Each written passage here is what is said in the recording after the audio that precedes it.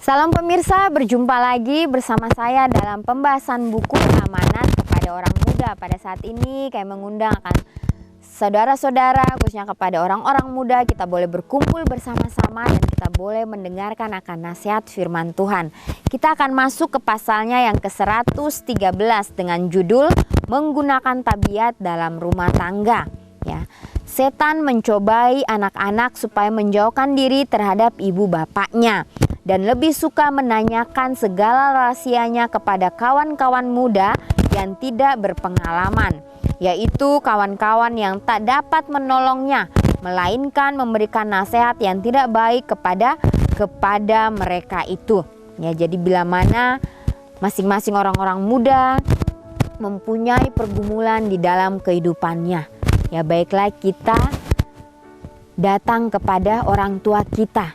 Karena orang tua kita tahu apa yang harus kita lakukan. Jangan sampai kita meminta nasihat kepada teman-teman kita yang sebaya, ya. Karena mereka tidak tahu, ya, karena mereka memberikan hal-hal yang semakin buruk di dalam kehidupan kita. Ya baiklah kita meminta nasihat kepada orang-orang yang lebih tua atau orang-orang yang lebih tahu kehidupan kita. Ya, dan juga di sini dikatakan kita meminta petunjuk kepada Tuhan, ya, apa yang harus kita lakukan. Anak-anak dapat diselamatkan dari banyak kejahatan kalau kiranya mereka itu lebih akrab bersahabat dengan ibu bapanya. Ibu bapa harus mendorong anak-anaknya mempunyai satu sifat suka berterus terang, ya, kepada mereka supaya mereka datang kepadanya dengan membawa segala kesukarannya, dan apabila bingung menentukan mana yang benar, supaya membentangkan soal itu menurut pandangannya di hadapan ibu bapanya dan meminta nasihat mereka itu, siapakah yang begitu tepat untuk melihat dan menunjukkan bahaya mereka itu lebih daripada ibu bapa yang takut akan Tuhan, ya. Siapakah yang dapat mengerti perangai anak-anaknya sendiri sebagaimana diketahui oleh mereka? Ibulah yang sudah mengamati segala perubahan pikiran sejak masih kanak-kanak, dan dengan demikian mengenal betul sebagai perangai anak itu. Ialah orang yang punya persediaan yang sebaik-baiknya untuk menasehati anak-anaknya. Siapakah yang dapat mengatakan dengan tepat tentang sifat-sifat kelakuan mana yang harus dihentikan dan dihindarkan seperti ibu bapa, seperti ibu dibantu oleh bapak. Ya, jadi tabiat, ya, yang harus dibentuk, ya, dari kanak-kanak itu sangat-sangat penting, ya. Dikatakan biarlah orang tua boleh menjadi sahabat bagi anak-anaknya sehingga mereka dapat mencurahkan segala isi hati mereka dan mereka pun boleh mengerti, ya. Anak-anak yang betul Kristen akan lebih menyukai cinta dan izin ibu bapa yang takut kepada Tuhan di atas segala berkat duniawi. Mereka itu akan mencintai dan menghormati ibu bapanya. Sepatutnya lah salah satu dari pelajaran yang terbesar dalam hidupnya, yaitu bagaimana menyenangkan hati ibu bapaknya. Dalam zaman yang penuh pendurakan ini, anak-anak yang tidak menerima pendidikan dan latihan yang benar hanya mempunyai sedikit perasaan tentang kewajiban mereka terhadap ibu bapaknya. Dalam kebanyakan hal, makin banyak ibu bapaknya berbuat bagi mereka, makin kurang rasa terima kasihnya dan makin kurang hormatnya kepada mereka. Anak-anak yang selalu dimanjakan dan dituruti segala kehendaknya akan selalu berharap diperlakukan demikian, dan kalau keinginan mereka itu tidak dikabulkan, segera mereka kecewa dan tawar hati. Ya, jadi para orang tua jangan terus memanjakan akan keinginan daripada anaknya, karena mereka akan menanamkan suatu hal yang tidak baik di dalam diri mereka, ya, dan ini akan, ya, beresiko tidak baik kepada anak-anak tersebut. Watak yang begini akan kelihatan pada mereka sepanjang umur hidupnya, ya. Mereka itu akan tiada berdaya, selalu bersandar atas bantuan orang-orang lain. mengharap orang-orang lain suka memberi kepada mereka dan menyerah kepadanya pula. Dan kalau dilawan mereka itu kelak sudah dewasa, mereka akan merasa dirinya dihina. Dan dengan demikian mereka selalu bersusah hati, berjalan dalam dunia, hampir tidak sanggup memikul berat tubuhnya sendiri. Dan sering bersungut-sungut dan cerewet oleh karena segala sesuatu tidak cocok kepada mereka. Anak-anak haruslah merasa bahwa mereka berhutang budi kepada ibu bapaknya yang sudah menjaga mereka itu pada waktu masih kanak-kanak dan merawat mereka pada waktu sakit. Mereka harus insaf bahwa ibu bapaknya telah menanggung banyak kesusahan karena mereka. Terutama ibu bapak yang berperasaan dan takut akan Tuhan sudah merasa perhatian yang sedalam-dalamnya supaya anak-anaknya berjalan pada jalan yang benar. Alangkah sedihnya hati mereka apabila mereka melihat kesalahan dalam diri anak-anaknya. Kalau anak-anaknya yang menyebabkan hati ibu bapaknya itu susah dapat melihat akibat tindakan mereka itu, ya.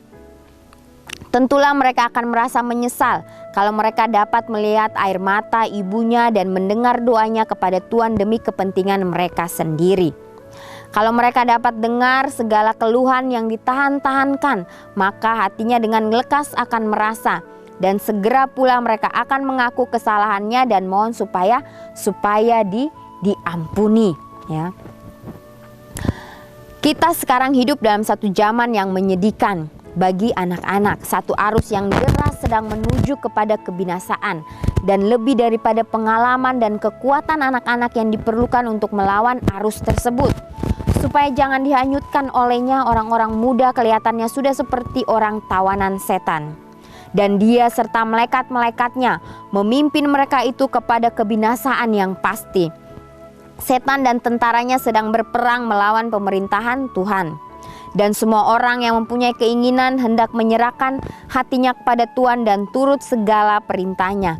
Setan akan mencoba membingungkannya dan mengalahkan dengan segala pencobaannya, sehingga mereka itu menjadi tawar hati dan tidak mau berperang lagi.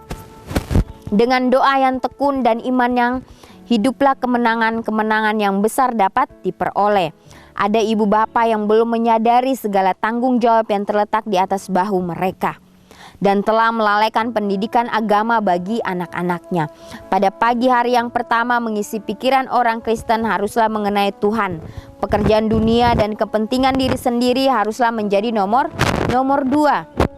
Anak-anak harus diajar supaya mengindahkan dan menghormati waktu untuk berbakti. Sebelum meninggalkan rumah hendak pergi bekerja, semua keluarga harus dipanggil bersama. Dan bapak atau ibu kalau bapak tidak ada haruslah mohon dengan tekun kepada Tuhan supaya mereka dipelihara sepanjang hari, ya. Anak-anak orang yang memeliharakan Sabat mungkin menjadi kurang sabar oleh sebab larangan dan menganggap ibu bapaknya terlalu keras. Perasaan dengki juga timbul dalam hatinya.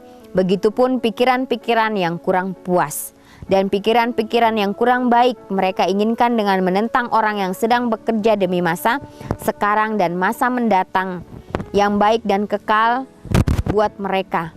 Akan tetapi kalau kiranya mereka diberikan beberapa tahun lagi buat hidup dalam dunia, mereka akan mendatangkan berkat bagi ibu bapaknya karena penjagaan yang keras dan pemeliharaan yang setia atas mereka pada waktu mereka masih belum mengetahui sesuatu. Hai anak-anak, Tuhan sudah melihat layak untuk mempercayakan engkau kepada penjagaan ibu bapamu, supaya mereka mendidik dan melatih, dan dengan demikian mereka melakukan kewajiban mereka dalam membentuk tabiatmu. Dan dengan demikian mereka melakukan kewajiban mereka, dan meskipun begitu terserahlah kepadamu untuk mengatakan, apakah engkau akan menumbuhkan satu tabiat Kristen yang baik dengan jalan menggunakan sebaik-baiknya segala kesempatan yang diberikan kepadamu oleh ibu bapa yang beribadat setia dan selalu mendoakannya dengan tidak mempedulikan segala kerinduan dan kesetiaan ibu bapa demi kepentingan anak-anaknya. Mereka itu sendiri tidak bisa menyelamatkan anak-anak itu. adalah pekerjaan yang harus dikerjakan oleh anak-anak itu sendiri. Tiap-tiap anak mempunyai kewajiban masing-masing yang harus dikerjakannya. Jadi ini nasihat yang sangat indah bagi masing-masing kita, bagi para orang-orang muda, bagi para ibu bapak, ya, sehingga kita memang ya betul-betul ya menciptakan suatu surga kecil di dunia ini. Ya, jangan sampai kita menyia-nyiakan waktu kita, ya. Hal yang pertama yang harus kita ambil yaitu gunakan waktu kita untuk beribadah bersama-sama. Ya, kita boleh sharing satu dengan yang lainnya. Ya, apa yang kita tidak mengerti kita boleh tanyakan. Ya, sehingga itu akan menguatkan akan iman masing-masing kita. Hai ibu bapak yang percaya, engkau mempunyai satu kewajiban di hadapanmu, yaitu untuk memimpin jejak kaki anak-anakmu. Ya, meski dalam tabiat keagamaan mereka itu sekalipun, apabila mereka itu sungguh-sungguh cinta kepada Tuhan, mereka akan memberkati dan menghormati engkau karena segala penjagaan yang engkau telah buktikan bagi mereka. Ya, dan karena kesetiaanmu dalam melarang mereka itu dalam hal segala keinginan hatinya dan dalam membatasi kehendaknya sendiri. Ya, dan apabila kita disalut dengan kebenaran Kristus, kita akan tidak suka lagi kepada dosa, karena Kristus akan bekerja dengan kita. Kita dapat mengadakan kesalahan, akan tapi kita akan membenci dosa yang menyebabkan kesengsaraan kepada anak Tuhan. Ya, biarlah kita masing-masing ya mengambil bagian kita di dalam kewajiban setiap rumah tangga. Ya, sehingga kita boleh layak untuk mendapatkan kerajaan surga. Ya, karena di sini terus dihimbau kepada masing-masing kita.